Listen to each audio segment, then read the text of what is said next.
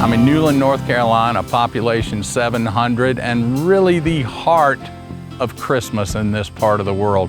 This is where all the Christmas trees come from. I stood on this spot in September of 2018, introducing an RFD TV Christmas special called Larry's Tree, A Christmas Journey to the White House. It was a story of a remarkable farmer who had won what is really the Super Bowl for Christmas tree farmers. He was selected to provide the official White House Christmas tree for the Blue Room. It's quite an accomplishment. This area somehow seems to have a lock on that contest though. They've sent 14 trees to the Blue Room. We're gonna tell you how they did it.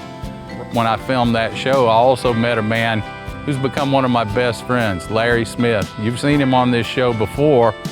You'll probably see him again. Today we're going to show you where Larry's from. We're going to introduce you to some of the other people who make this little town really the heart of Christmas in this part of the world.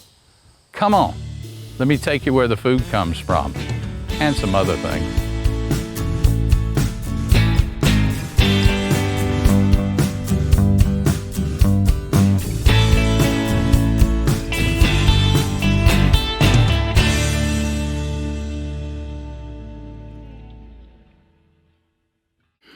Told you I met Larry Smith in September of 2018. We kind of been constant companions ever since.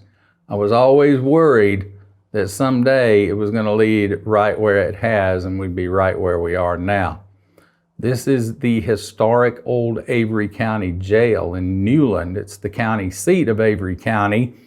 This is testament to the way that they do things around here. They honor their heritage, they honor their history. Much of that history is agricultural, and we're going to tell you that story if we can find a way out of here. Larry, you got a plan? I've got a plan. All right, I'm counting on him.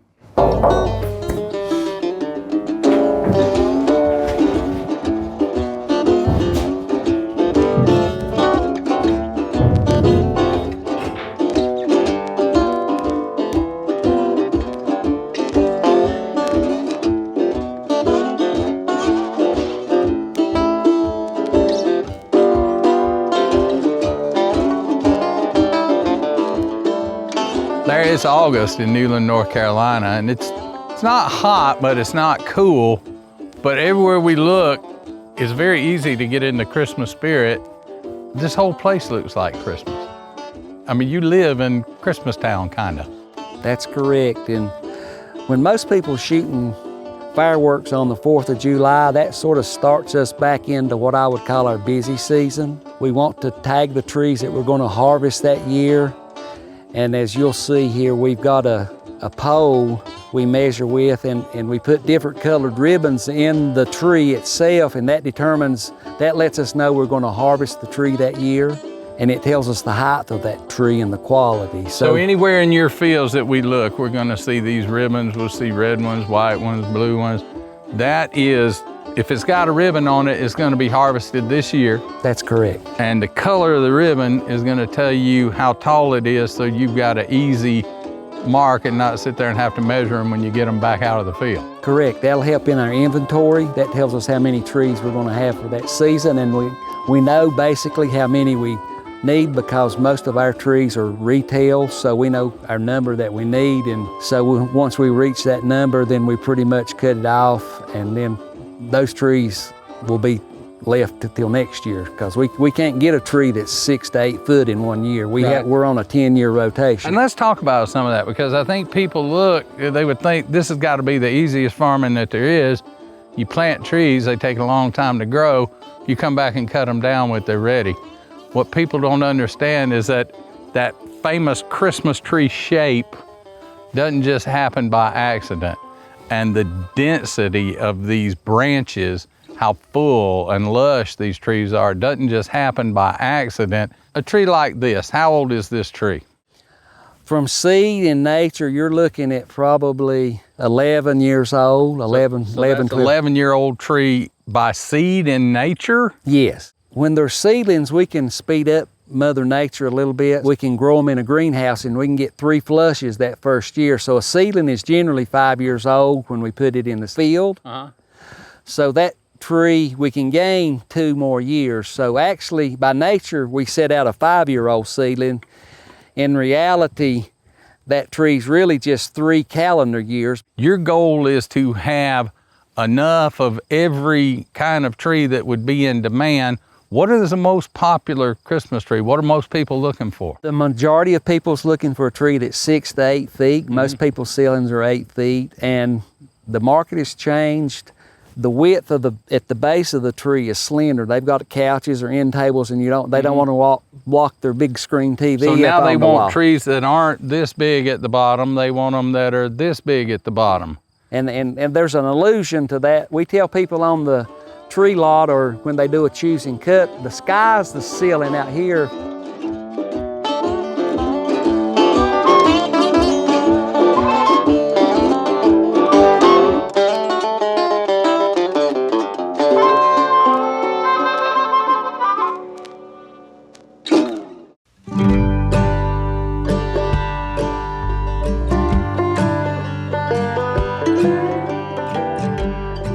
I met Rusty in the summer of '78.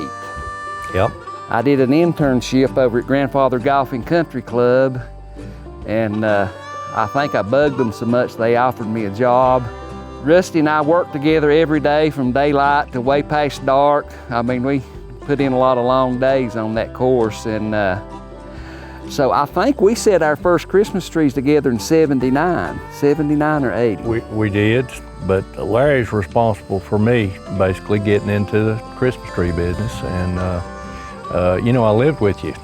Oh, exactly. One summer down here on cow camp, and we got started, and I planted 300 trees in my garden space, and that was in about '79 or '80, somewhere in there, and it's grown quite a bit since then. But Larry and I, we went together in 1980 and bought 300 Christmas trees.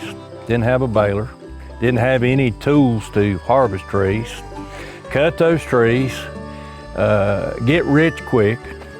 We're gonna sell these trees and make a ton of money. Went to Lenore, spent 3 or 4 weeks selling these trees and doing everything, and we barely had enough money to pay for everything. Didn't make anything. I told him, if you ever mention a Christmas tree to me again, I'll kick your butt. And he said the same thing to me, and now look. We both got out of the golf course industry and become full-time growers. I think the last day I worked was when our boss fired me, so I've been in it full-time since 1982, and you?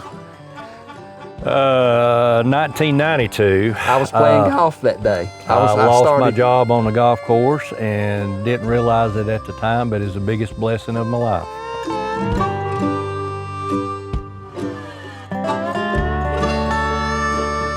Each state that grows Christmas trees, they'll have their state contest. And if you went out there, you'll get to go to the national, and you win there, then you present to the White House. But it took us quite a few years before we had a product that would win in North Carolina. The only rules on that basically are the trees needs to be 6 to 8 foot in height, and it needs to have a handle from 6 to 12 inches. So other than that, it's beauty in the eye of the beholder. So we've learned a lot of what we feel like the judges and the other growers are looking for, and sort of developed our skills over time. North Carolina's went 13 times to the White House. That's more than any other state. No, 14. I was 13. I was lucky 13. You were 14. So we've represented North Carolina in the White House in the Blue Room 14 times. That's pretty special. Pretty special. We competed against each other in the finals in Des Moines, Iowa, and in Green Bay. We were in the final. I had a Colorado Blue Spruce up there in a nice tree, and I won my category, and actually was a reserve champion up there. And Larry was a grand champion up there. Beautiful tree. Larry got to take a tree to the Trumps, and I got to take a tree to the Pences. The cool thing about going to the vice president residency, you get to meet the whole Vice President family, Vice President Pence and his wife, and you go to his house, and they have all these diplomats, and they have basically a cocktail party, and you get to mingle and talk with everybody, and it's pretty cool, I got to take 28 people, and that was unbelievable. As you were standing there, and your family was there, you were with the President and the First Lady, standing in front of the White House, the People's House, and you saw this military processional coming up that driveway, horse and wagon, bringing your tree from right down that hill to the White House to be America's Christmas tree that year. Is there any way that you can describe what you felt standing there in that moment? Well, I remember when you were here 4 years ago and we were filming, and the day before we left, the tree had been cut, and I was behind the truck that was hauling the tree up there. And as I recall, I think I knew it was real. I knew I would be there at the White House. Pretty special. But you know, was it going to be real? And it got there. It did.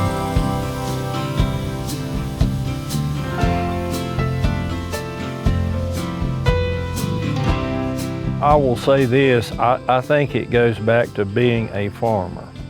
In my opinion, no greater occupation. I don't care what you're farming. Other farmers are going to help you get your crop in. They're going to help you when times are bad. And like I say, Larry's like family. I think you'll find that throughout our whole industry. I was there when Rusty's kids was born. He was there when mine was born. He was in my first wedding. Yeah, I remember those light blue tux. We'll have to. Can you believe that? I still got some of those pictures. I've got those pictures.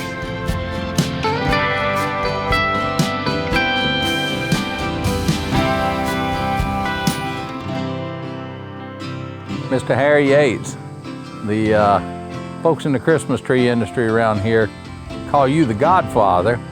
Now, I don't know if that's because they're afraid of you, or more, as I suspect, because they respect you, because you've been in this game for a minute. When did you go into farming? 1962, I planted white pine, 12 years old, planted some white pine as a 4-H project.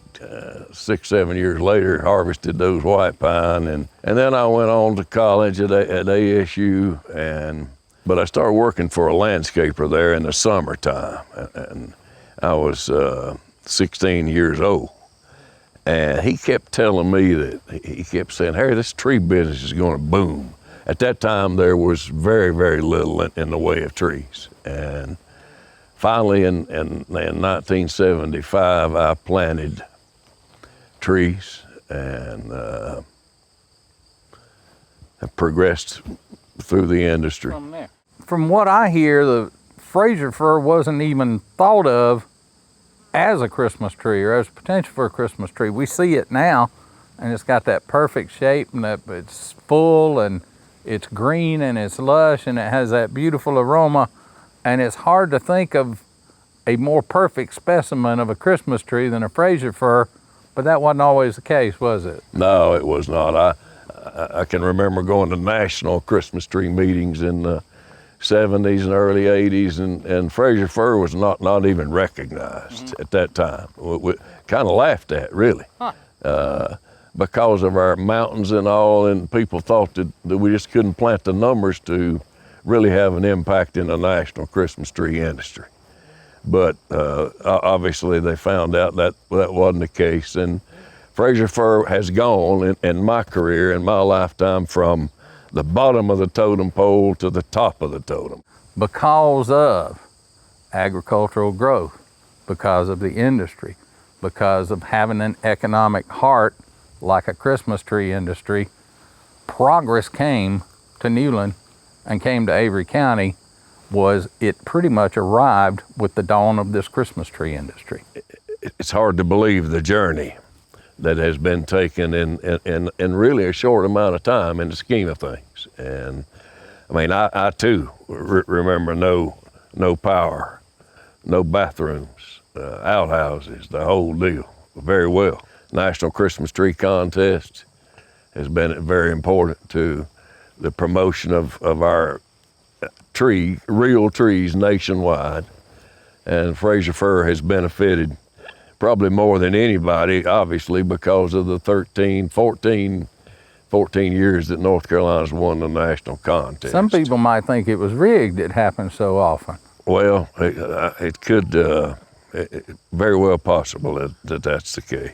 I think in reality, they just grow fantastic Christmas trees around here. Anytime we can talk Christmas trees, I'm ready to do it. Well, you just did.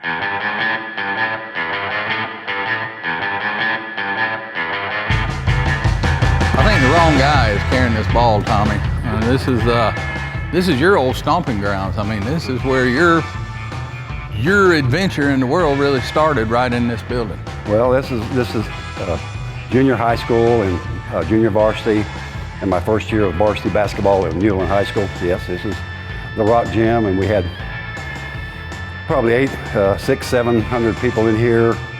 People had to like stand back in order to take the ball out of bounds. So they had to part the crowd so you could bring the ball into play. Right, yeah, but it was that crowded. We're going to try to explain to people how basketball and farming and all of this comes together in this one little spot in Newland, North Carolina. Well, we were truly blessed. Yes. Once again, the wrong man has the ball. So. Well, I always liked a good pass from the guard. Well, for those who don't know, you came up here in Newland. You're from farming people. Oh, How yes. long have your people been in these hills? I think when they did the deal in the Avery Post is like 1725. 1725. Your father, your family, like so many others, most of the folks around here, were farming, and they were farming to raise what they could. You had to feed yourself, and you tried to grow something to sell to keep things going, and that's what farming was. It wasn't a big commercial operation where you were shipping with a contract to Walmart or anything like that. Yeah, y'all were just trying to get by. Well, you're trying to make a living, and my Uncle June, he's the one who had the big farm, and he had 200 head of beef, and then we had 30, on average, had around 35 acres of cabbage. Mm-hmm. Now my junior and senior year, they went up to 60 acres of cabbage, and then when I went to NC State, Uncle June come to me and he says, I hope this basketball thing works out because I'm dropping back down again to 30 acres of cabbage. Because the cabbage wasn't working out. So. No, I was leaving and you lost half the labor force. You might have been more than half the labor force. Well, I was quite a bit of it. No, I wasn't. Yeah, but I was loading a lot of cabbage, and I was actually worked the mules in the field and everything. I mean. So those were your days. That was your childhood here. You were a farm kid, and you were out like every other farm kid working on the farm. Going to the fields at 10 years old, we made 25 cents an hour, which when you think about it, like a couple of dollars a day, that was awesome. I mean, the movie was like 25 cents and 50 cents to get in. You could get a full hamburger, French fries, and a Coke at the Hobbs Cafe in Crossnore for 40 cents. Right. So, I mean, life was good. And kind of living large at that point. Living large, $10 a day. But it's just a beautiful full circle story, Tommy. I mean, to be a country kid, a farm kid, to come up, you had a special gift. You worked hard to develop it. The things that you saw, the places that you went, Sure. But you came home again and got behind the plow. Yeah, well, agriculture is just, like I say, it's in your blood. And then, when you have something, when you're young, you're role models and stuff like that, and you just want to be a part of it. What's the joke?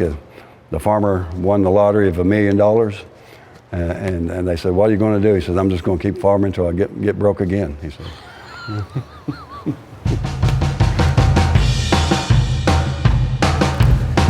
Where are we going? Look for the train! Well, we missed the train that apparently these people are here to get, and all that's left for us is a caboose. So Larry, old friend, I think we may be cooked. We may be cooling our heels, into Avery County Jail for another night. All in all, there's a whole lot worse places you could be. What you've seen here is the way that the people, the spirit of community work together, grow together, stay together, all for a common cause. It's small town America, it's rural America, and it's farming. Whether you're growing food or anything else we need out here, where the food comes from.